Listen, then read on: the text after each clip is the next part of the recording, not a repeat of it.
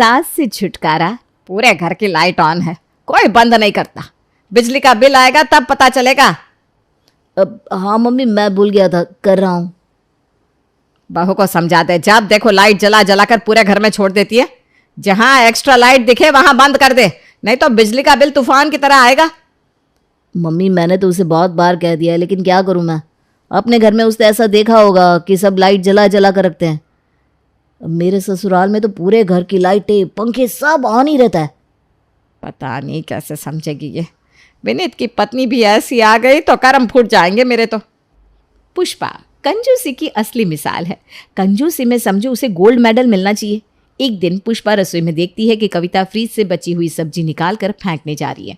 पुष्पा की आंखें बड़ी बड़ी हो जाती है और वो कविता का हाथ तुरंत पकड़ कर कहती है, बहू ये क्या, एक पतीला सब्जी तुम फेंकने जा रही हो? यहाँ किसी को नसीब में नहीं होता और तुम फेंक रही हो। मम्मी जी क्या करूं, एक हफ्ते से पड़ी है, कोई खाता ही नहीं। मैं इनसे और देवर जी से 10 बार पूछ चुकी हूँ। आज नाश्ते में सब यही खाएंगे। पर मम्मी जी ये खराब हो चुकी है, बदबू आ रही है इसमें से। फ्रिज में कुछ खराब होता है क्या? तू मत खाना, हम तीनों खा लेंगे। तो बस अपने लिए सब्जी बना ले। कविता देखती रह जाती है, उसका मुंह बन जाता है। नाश्ते में पुष्पा उस सब्जी को ठीक करके कुणाल और विनीत को दे देती है और खुद भी खाती है। कविता के तो होश ही उड़ जाते हैं तीनों को खाता देखकर। तुम लोगों ने खा ली सब्जी? गजब है, जब मैं एक हफ्ते से पूछ रही थी तो कोई नहीं खा रहा था। भाभी अब पूछ रही थी तो हमें लगा आप फिर वही सब्जी बनाकर खिलाओगी। हमें क्या पता था कि सब्जी पड़ी है, तो हम वही खा लेते ना। ठीक है, अब मैं भी बासी ही खिलाऊंगी। कविता अपने कमरे में चली जाती है और अपनी माँ से कहती है, मम्मी मेरे ससुराल वाले तो गजब है, कितने दिनों का बचा हुआ खाना भी खा लेते हैं। गजब है, मेरी सास भी मानना पड़ेगा, मैं तो एक निवाला भी ना खा सकूं। तुझे क्या है, तेरे लिए तो अच्छा है ना, बासी बचा हुआ खा लेंगे तो तुझे झंझट नहीं होगी। ये बात भी सही है। दिन बीतने लगते हैं और विनीत के लिए आकांक्षा का रिश्ता आता है। आकांक्षा के घर से अच्छा खासा दहेज मिल रहा था, तो पुष्पा लड़की को देखे बिना ही विनीत से कहती है, बेटा बुढ़ापे में ना सब एक जैसे ही दिखने लगते हैं, क्या गोरा क्या काला, क्या सुंदर क्या बदसूरत। 30 लाख कम नहीं होते। पता है ना तुझे लोन लेकर पढ़ाया था, तुम लोगों को किसी ने 1 रुपये की मदद नहीं की थी। बात तो मम्मी एकदम सही कह रही है। अरे बिना ना नुकुर किए हाँ कर दे इस रिश्ते के लिए। ठीक है, तुम लोगों को जो समझ में आता है वो करो। कुणाल और पुष्पा आकांक्षा के घर उसे देखने के लिए चले जाते हैं और उसका रिश्ता पक्का कर देते हैं। आकांक्षा के घर वाले भी अपनी बेटी के लिए ऐसा ससुराल पाकर धन्य हो जाते हैं। मैं तो आप लोगों जैसे रिश्तेदार पाकर खुश हो गया हूँ, वरना आजकल लोग रिश्ते करने में ही खून पी जाते हैं। अरे भाई साहब, आप शादी की डेट निकलवाइए और जल्द से जल्द शादी करवाइए। 1 महीने में आकांक्षा और विनीत की शादी हो जाती है। शादी के पहले दिन आकांक्षा की पहली रसोई होती है और पुष्पा आकांक्षा से कहती है, आकांक्षा आज तेरी पहली रसोई है, तो नाश्ते में बचा कुचा खाना खाकर ही काम चला लो, और तुम ना सीधे दोपहर की रसोई ही चढ़ा दो। ठीक है मम्मी जी। मम्मी जी चाची जी और अगल बगल के कुछ लोगों को बुला ले क्या खाने पर? पुष्पा मन ही मन सोचती है, जितने लोग आएंगे उतना राशन भी तो लगेगा, लेकिन ये बात बोलूँ कैसे इन दोनों को? अरे कोई ज़रूरत नहीं है किसी को बुलाने की, आकांक्षा बेचारी का पहला दिन है, वो कितने ही लोगों का खाना बना पाएगी। नहीं मम्मी जी, मैं आकांक्षा की मदद कर दूंगी ना। पहली रसोई अकेले ही बनाई जाती है, ऊपर से इन लोगों ने हमें बुलाया था क्या? हैं? जाओ आकांक्षा, तुम जाकर रसोई में खाना बनाना शुरू करो। हाँ अच्छा, मैं बता देती हूँ इसे कहाँ क्या पड़ा है और कितना बनाना है। बहू तू जाकर आराम कर, कल की थकी होगी, मैं बता दूंगी। ठीक है मम्मी जी, थकी तो मैं बहुत हूँ। कविता सबको नाश्ता देने लगती है और पुष्पा रसोई में आकांक्षा के साथ लग जाती है और देखती रहती है कि कितना क्या सामान लगा रही है आकांक्षा। आकांक्षा गाजर का हलवा बनाने के लिए कढ़ाई में घी डालती है। इतना घी देखते ही पुष्पा का तो कलेजा फट जाता है। वो तुरंत कढ़ाई से आधे से ज़्यादा घी निकाल कर कहती है, इतना घी डालोगी बहू? इतने में तो 2 बार गाजर का हलवा बन जाए। हाँ, हम लोग ना घी कम खाते हैं, हार्ट का प्रॉब्लम है ना मुझे, हार्ट का। हाँ अच्छा ठीक है मम्मी जी। पुष्पा हर चीज़ में से तेल घी सब कम करवाती जाती है। खाना बन जाता है, पुष्पा आराम से जाकर बैठ जाती है और आकांक्षा सबको परोसती है। आकांक्षा विनीत की थाली में सब्जी ज़्यादा डालती है। पुष्पा इतनी सब्जियां देखकर अपनी जगह से उठकर खड़ी होती है और उसकी थाली में से सब्जियां निकालने लगती है। हे बहू, तू इतनी सब्जी डालेगी तब तो हो गया। 2 बार का खाना एक ही बार में परोस देगी क्या? बेकार में बर्बाद हो जाएगा। मम्मी जी, मुझे लगा जितना लेना होगा ये लोग बोलेंगे ना, इन्होंने ना नहीं बोला। वेस्ट क्यों होगा, मैं खा लेती इनकी थाली से। जो भी हो बहू, पूछ पूछ कर थोड़ा थोड़ा डाला कर। कविता और आकांक्षा एक दूसरे का मुंह देखने लगती हैं। जब आकांक्षा और कविता खा रही थी तब आकांक्षा कविता से कहती है, भाभी कुछ अजीब नहीं लगा आपको? थाली में से किसी से कौन खाना निकलवाता है? मुझे भी ठीक तो नहीं लगा, लेकिन जाने दो, तुम माइंड मत करो इतना।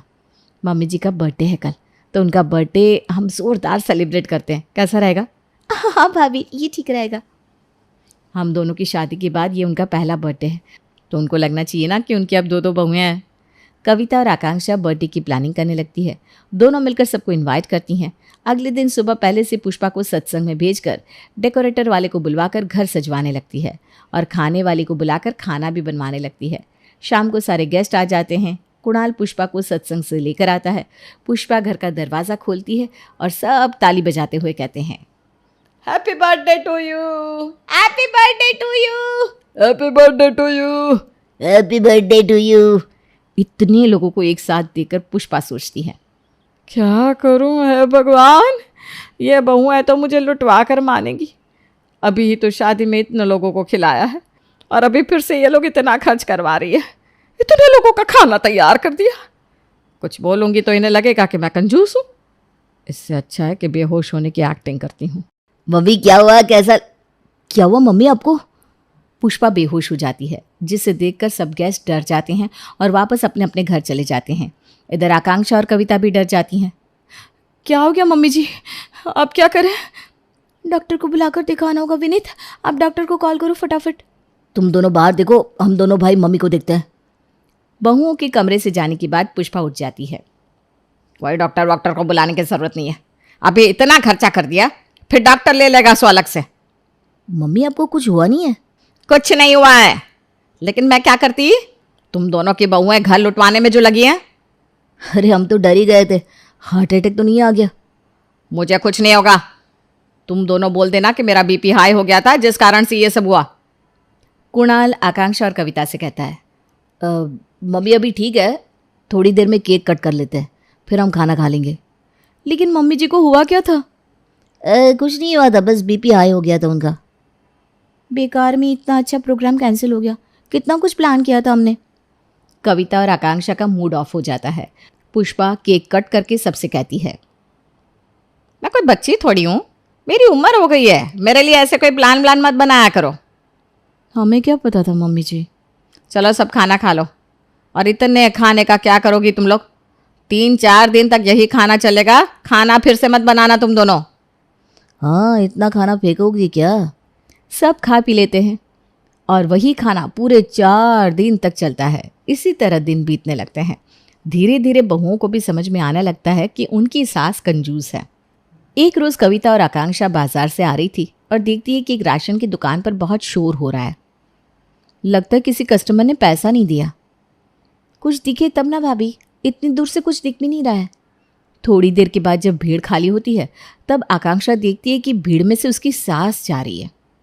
भाभी, ये तो मम्मी जी जा रही हैं, कहीं उन्होंने तो कोई लफड़ा नहीं किया?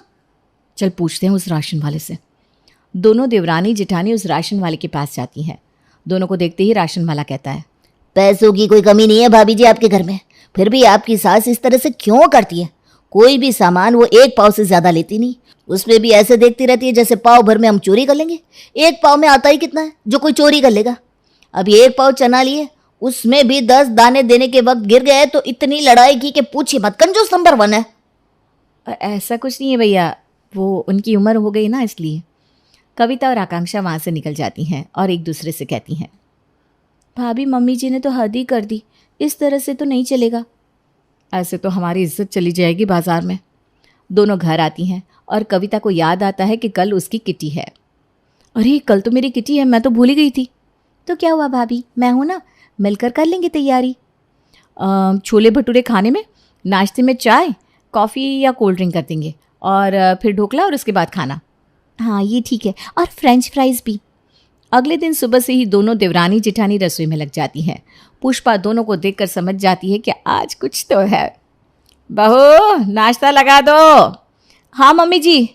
एक काम करते हैं, नाश्ते में सबको ना ढोकला ही दे देते हैं आकांक्षा। ठीक है, मैं सबको ढोकला दे देती हूँ, आप तब तक छोले बना लो। आकांक्षा सबको ढोकले देती है और पुष्पा ढोकला देखती ही कहती है, आज कुछ है क्या? दोनों सुबह से लगी हो और ढोकला मिला है खाने को। हाँ मम्मी जी, आज भाभी की किटी है। तब तो ठीक है, सबको चाय पानी दे देना और ढोकला खिला देना, और क्या। नहीं मम्मी जी, इतने में क्या ही होता है, सब पेट भर के खाएंगे। हमने छोले भटूरे और फ्रेंच फ्राइज बनाने का सोचा है। अरे बहू, इन सब की क्या ज़रूरत है, ढोकला बहुत है। झूठ मूठ तुम इतनी मेहनत कर रही हो, 2 ढोकले में तो पेट भर जाता है। रहने दो ना मम्मी, आजकल पहले की तरह नहीं होता, आजकल दिखाना पड़ता है थोड़ा। इतना खाना सुनकर ही पुष्पा का तो खून जलने लगा था। वो तब से रसोई में ताका झाकी करती रहती है। इतने प्याज बहू, अरे प्याज सोने से भी ज़्यादा महंगे, इतने प्याज का क्या करेगी? मम्मी जी भटूरे के साथ सब कच्चा प्याज खाते हैं ना, अब छोले में भी तो डालने होंगे। पुष्पा कटे हुए आधे प्याज उठाकर रख लेती है। अरे इतने बहुत है, घर लुटाना नहीं है, उन लोगों को खिलाकर क्या होगा, बाकी बचे हुए कल काम आ जाएंगे। मम्मी जी ये खराब हो जाएंगे कल तक। अरे कुछ नहीं होता, मैंने तो जिंदगी भर अपने बेटों को ऐसे ही खिलाया है। शाम को पार्टी शुरू होती है, सभी किटी मेंबर आ जाते हैं। पुष्पा वहीं सबके साथ जाकर बैठ जाती है। कविता और आकांक्षा का खून अंदर ही अंदर जलने लगता है और वो सोचने लगती है कि कहीं फिर उनकी सास कोई तमाशा ना कर दे। आकांक्षा सबको चाय, कॉफ़ी और फ्रेंच फ्राइज देती है। पुष्पा सबकी प्लेट में से आधे फ्रेंच फ्राइज निकाल लेती है। अरे इतना ये खा लेगी तो बाकी खाना कैसे खाएगी? हैं? ठीक कहा ना मैंने? जी बिल्कुल। कविता रसोई में जाकर आकांक्षा से कहती है, आकांक्षा तुम मम्मी जी को वहाँ से ले जाओ ना, हद कर रही है वो, सबकी प्लेट से खाना निकाल रही है। कैसे बचे हम ऐसी सास से? भाभी बाथरूम से शैम्पू का डब्बा गायब करके 1 रुपए वाला पाउच रख दिया है मम्मी जी ने।